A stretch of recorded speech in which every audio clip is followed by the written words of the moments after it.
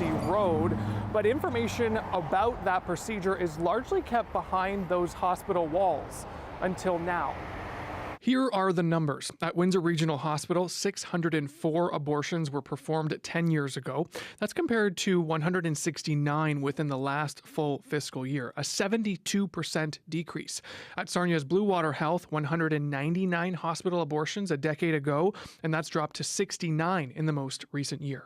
I think it's an indication to that the medical community has embraced the concept of a medical abortion, of a non-surgical abortion. That's done by using medication to terminate a pregnancy. It's been approved by Health Canada since 2015. Some also say the increased use of contraception, specifically the IUD, can also help explain the decrease in the number of abortions. It seems that is really lowering the rate of unplanned pregnancies and those who choose to use it, because it's something that is very good in terms of effectiveness in preventing pregnancy. This data took 5 months to obtain. CBC News first asked Windsor Regional Hospital for abortion-related information back on May 4th. At the time, spokesperson Steve Irwin said, "We aren't commenting on the issue at this time, most importantly for privacy and security of patients and our clinical staff." The next day, CBC News filed a Freedom of Information request for the same data that was also denied over concerns of safety and privacy of individuals.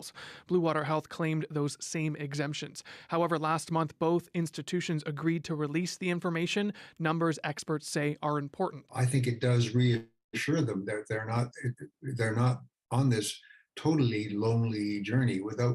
There's help out there, and the evidence is in the numbers that you're revealing to them. I think that it is so important that abortion just be regularized as a part of our medical system. CBC News also learned abortions aren't performed in Chatham-Kent, a community of just over 100,000 people, something Fellows says needs to change. Those people are instead sent to Windsor, London, or even Toronto. Ultimately, Egan says abortion is a basic health option, and it shouldn't be difficult to access those services or information about it. Jason Vio, CBC News, Windsor.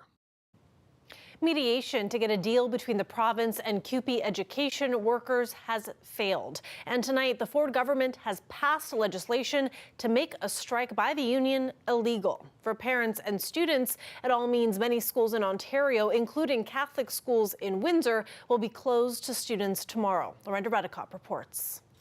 I will be in the House when this happens because he can look me in the eye as he strips away the rights of workers. Union leader Laura Walton says parents should make plans for next week. There will be a strike tomorrow. For how long? For as long as it takes. But that strike will be deemed illegal. Total maximum fines for the union and members, more than $200 million a day. The fines can come and we will look after it. Meanwhile, the education minister blamed the union and says the government made good faith efforts to reach a deal. CUPE wouldn't budge. They refused to take a strike off the table. He says the government had no choice but to pass its legislation. It takes away the education workers' right to strike and employs the rarely used notwithstanding clause. The mediator decided to call off the discussions just in the last few minutes on the basis that we remained far apart. CUPE's leader says they moved by more than half on their wage demands, down from more than 11%. But the government didn't accept that. They say, given the notwithstanding clause, it's gaining them support from across the country. This is about trade union rights, this is about workers' rights, and that is why you are seeing growing support across the province. They don't know what they have started here. During debate on the bill, the opposition parties said the government should have done more. Why are they not doing their work? Instead, they are diminishing the collective rights of all Canadians. This is shameful. Come on, stand up. Do your work. Settle the agreements. Has the Premier, Speaker, directed the Minister to use binding arbitration to offer to continue bargaining beyond the deadline? And if not, then why is the Premier choosing to force this strike? The Canadian Civil Liberties Association also spoke out. Bill 28 is a catastrophe for rights and freedoms. But they acknowledge there may not be anything they can do about it, with the notwithstanding clause in place. Without charter protection, there may be no way for a court to strike down a law that violates human rights. A public outcry might be our only way to stop government abuse. Meanwhile, the education minister sent a memo to school boards, urging them to keep schools open. All along, we made a promise to do whatever it takes to keep kids in class. And we will keep that promise. Lorenda Redekop, CBC News, Toronto. Education workers in Windsor are getting more support from another big union in their strike action. The Ontario Public Service Employees Union is asking the education workers it represents to walk off the job tomorrow as well and join pickets at MPP offices. Jill Molnar has more now on how things are shaping up here. Education workers with CUPE will be picketing offices of Andrew Dowie and other Tory MPPs tomorrow. They will be joined by representatives of other unions such as LIUNA and Ewekta. This custodian with the public board will be picketing because he's opposed to Bill 28, which prevents the CUPE workers from striking. It goes against the rights of the freedom that everybody's fought for already. I think that you can't go against that. OPSEU President J.P. Hornick put out a statement today calling for their education workers to join the CUPE strikers. Our response to this unprecedented legislative overstep is clear. OPSEU CEFPO education workers will walk out in solidarity with their CUPE colleagues this Friday. According to OPSEU, there are no workers in the Windsor area who will walk off the job, but OPSEU education workers will wear purple tomorrow and participate in their rallies and pickets on lunch breaks at the college. Teachers with the public board are also expected to picket in their off hours to support the CUPE members. And make sure that they know that we're behind them 100% and that their struggle is our struggle. Uniform members will be picketing the offices of MPP Anthony Liardi in Essex. Catholic schools in Windsor, Essex will be closed tomorrow, so that leaves the parents looking for other childcare alternatives. I think we're just going to hang out and play, to be honest. We're going to have a fun day. We're going to call it Fun Friday. Just stay home with them, So if it's closed, there's nothing we can do. Have no daycare, so stay home. Does that mean you have to take time off work? Of course, yeah. I have to take, like my wife is in school, I'm working, so exactly, yeah. One of us will have to stay home. I hope they find any to reach to any agreement, so because if it affects the teachers, it's going to affect the parents as well. I support the education workers for sure. The City of Windsor is offering childcare at 3 community centers, including the Optimist Center, Forest Glade Community Center, and the Capri Pizza Recreation Complex. Parents can register online or over the phone or just show up tomorrow. The cost is $31. Dale Molnar, CBC News, Windsor. Police-led programs at the Public School Board are being reviewed after a pause during the pandemic. It's also part of the dismantling anti-Black racism strategy it put together earlier this year after a third-party report was critical of its actions to stop anti-Black racism. Much of the programming was on pause during the pandemic, although there was some virtual programming and a few in-school presentations, but it seemed like an appropriate time given where we had been with the programming during the pandemic. It's also part of our broader commitment to looking at all of our practices and programs through an equity lens. The Catholic School Board has continued using the programs. It put out a video for parents to explain exactly what the community resource offices do at the schools. The Catholic Superintendent of Education says there were meetings between the policing partners and board administrations before it resumed. Many, she says, were in favor of the programs returning. That's not to say that everybody feels that way. We are trying to make sure that we are sensitive to everyone's opinion in the sense that policing looks different for different people. Their past experiences can't be ignored. It looks different. I was reminded not long ago that it has to look different than in the past. There is a survey on the Public Board's website available to the community until tomorrow. The review ends on November 30th with recommendations to follow. More organizers of the convoy protest in Ottawa last winter are testifying at the inquiry into the federal government's use of the Emergencies Act. Benjamin Dichter was an early spokesperson for the protesters. Today, he told the inquiry there were several factions within the protest and that government and police officials didn't seem to know who they should have been dealing with. We have Keith Wilson and Randy Hillier's buddy, Tom Marazzo, and Doug Ford's buddy, Dean French, setting up meetings with people in the city, pretending to be negotiating some sort of deal. And what was shocking is nobody in the Ottawa Police, in the mayor's office, in the city council, did the most basic due diligence to see if these people possessed the position of moral persuasion that they could speak on our behalf. Dichter eventually helped set a cryptocurrency fundraiser for the convoy. A report that examined funding for the protest was presented to the inquiry today. It showed $24 million had been donated. It spelled out where the money came from and how it was distributed. Meanwhile, the acting police chief in Windsor refuses to answer questions about how police spent money during the Ambassador Bridge blockade. We told you yesterday about how a document released through the Emergencies Act inquiry revealed Windsor police ignored internal calls to obey spending rules during the blockade. That led to panic buying and an environment of impulse purchases. CBC's Jennifer LaGrassa wanted to know why those spending issues took place. She took that question to both acting chief Jason Belair and Mayor Drew Dilkins, the head of the police board. Well, I think I can't answer any questions with respect to the testimony that I'm going to give in front of the commission. I'll be doing that on Monday, and you'd have to ask your questions to the people who actually produce those documents as opposed to me, because I didn't produce that document. Right. Is this not something that the board, though, would be involved in and would look at really closely in terms of budget and finances? Well, listen, you can appreciate that the events that were going on happened in a fairly short order, and I can't provide any answers to those questions until I've had a chance to speak to the commission. Okay, I'm sure our Director of Corporate Communications has told you that we're not going to speak on anything to protect the integrity of the commission. So the federal government has, launched this commission, and there is an expectation that professional organizations like the Windsor Police will not weigh in on anything, so that the integrity of the commission can be preserved. And I'm sure we sent that out to everybody, but we're not going to answer any of those questions right now. But we will provide information to you later. There will be some clarity on this, and maybe if you watch the commission hearings, some of this might be clarified for you. Yeah, my understanding is those proceedings are about the Emergency Act and whether that should be used. So it seems like finances and budget should be something that police can talk about. Was the finance and budget associated to the Ambassador Bridge? Yeah. That's what we're talking about at the commission. And to protect the integrity of the hearings, we're not going to be talking about that right now. Respiratory illnesses are spiking in our region, and it's led to a warning from the Windsor-Essex Health Unit.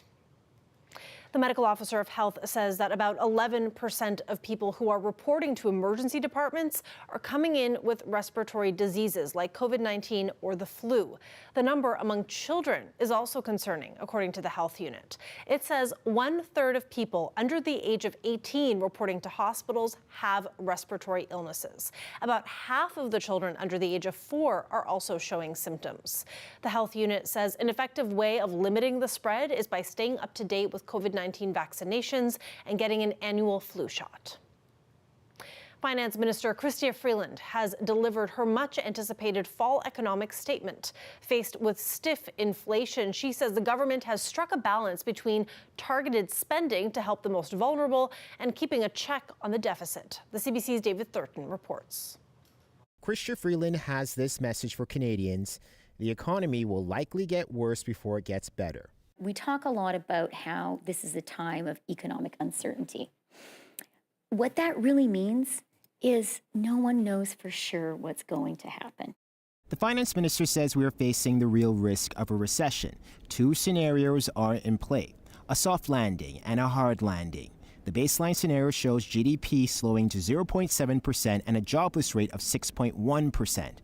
Or the downside scenario, GDP shrinks to 0.9% and a jobless rate of 6.6%. What we're announcing today, what we've been doing throughout, is to strike a balance between necessary compassion and support for Canadians and fiscal responsibility. To help Canadians cope, the government is proposing new targeted measures. The Canada Workers' Benefit will now be delivered quarterly to 4.2 million Canadians, rather than just at tax time. The interest on federal student and apprenticeship loans will be permanently eliminated, and the feds will also negotiate credit card fees with the finance industry. And if the banks don't play ball, they'll legislate those fees lower. It all means the government is adding $6.1 billion in new spending this fiscal year. Freeland believes this won't accelerate inflation, which this former parliamentary budget officer agrees with. It's hard to make the case that even in this high inflationary environment, that small amount of money and the way it's targeted would be create problems for our challenge to reduce the inflation rate. Despite the billions in new spending, there's one bright spot for fiscal hawks. The government is projecting a lower deficit, $36 billion instead of $52 billion. David Thurton, CBC News, Ottawa. We're going to pivot now to some lighter news. With Halloween behind us, here is an idea on what to do with your old pumpkin. A South Windsor woman has turned her driveway into a discarded pumpkin drop-off, and their final destination, an organic pig farm in Ruthven. The CBC's Mike Evans dropped by to learn about the connection between pumpkins and pigs. Oh, I guess I shouldn't move. I'm going to put a good-looking one in the front here. Rather than throw pumpkins into landfills where they're going to serve nobody, we gather pumpkins from our local area and donate them to organic farm where the pigs have a pumpkin harvest at this time of year because they love pumpkins. So it feeds the pigs, which in turn helps support organic farming in our community. And one year when I was driving by, I noticed they had a big pile of pumpkins on the side of the road, and they had been collecting them at their farm for a couple of years. So I asked them what the pumpkins are for, and they said, well, the pigs love pumpkins, it's their favorite treat. So every year they have a collection in their community, and I thought, well, why not get some of the Windsor people involved in this? Now, I drove by here earlier today on my way to work, and there weren't that many pumpkins here, so it seems like people are starting to drop them off in big bunches. Yeah, they do. It tends to get pretty intense, especially after school hours or work hours. Then we have lots of people driving by and dropping them off. So. And this isn't the first year that you've done this. Talk a little bit about how it's gone in the past for you. Right, so we've had a couple of, this is our third year, and generally we get around, 120 to 150 pumpkins. We do have to put a limit on it because there's a lot of trips back and forth to deliver, although this year we have a couple of helpers to help us, which really makes a big difference. Live look over our city. There was a mainly sunny day today with a high of 18 degrees, if you can believe it. And then tomorrow, a high of 21. Josiah Sidinen will be here after the break with a closer look at your weather forecast.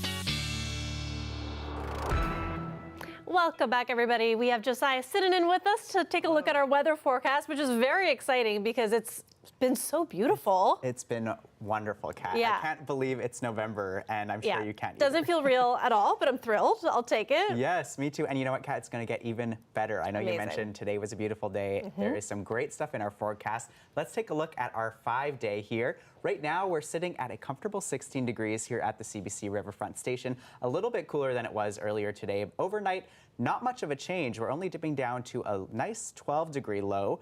Tomorrow, absolutely beautiful November day. High of 21 and low of 16 with some cloudy periods. Saturday will be cloudy throughout the day, but keeping those nice fall weather temperatures with another high of 21.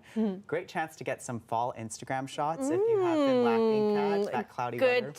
Good tip. Yeah. Maybe Ojibwe Park. Yeah, perfect Beautiful place. time of year. I'll be checking your account.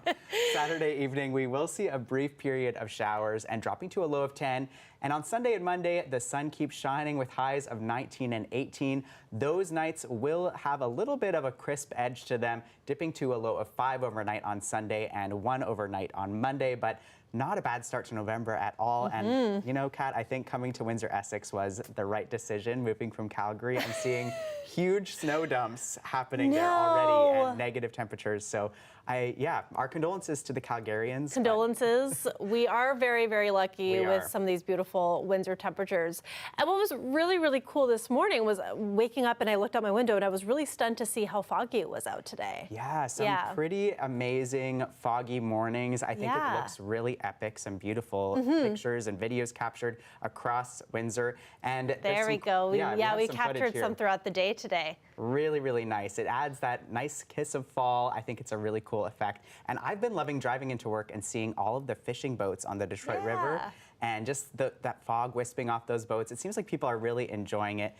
And Kat, some great footage here. And it is beautiful, but it did lead to some issues earlier today. Environment Canada did have a fog advisory in effect for most of southern Ontario this morning. As you can see, those road conditions were something to keep in mind. School bus routes in Essex County and Chatham-Kent were cancelled. But of course, by the late afternoon, that was all cleared up. It all cleared up, and then we got to enjoy a really beautiful day together. That's right. Thanks for that, Josiah. Thank you, appreciate Kat. it. And stay tuned, because when we come back, the soccer ball allegedly touched by the hand of God is up for auction. That story is coming up after the break.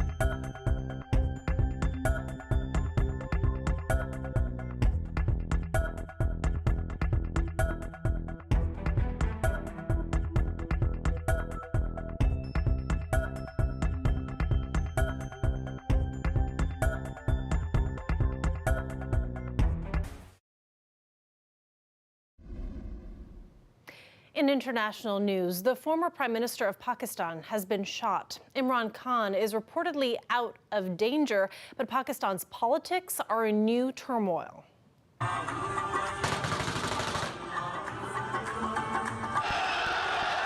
Khan was hit in the shin. It happened on the 6th day of a convoy protest he was leading demanding an election.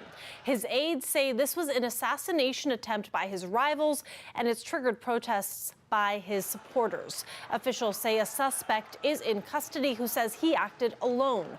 Khan was ousted as prime minister in April in a confidence vote. In Canada, it's called the world's largest living tribute. The Highway of Heroes tree campaign has reached a major milestone.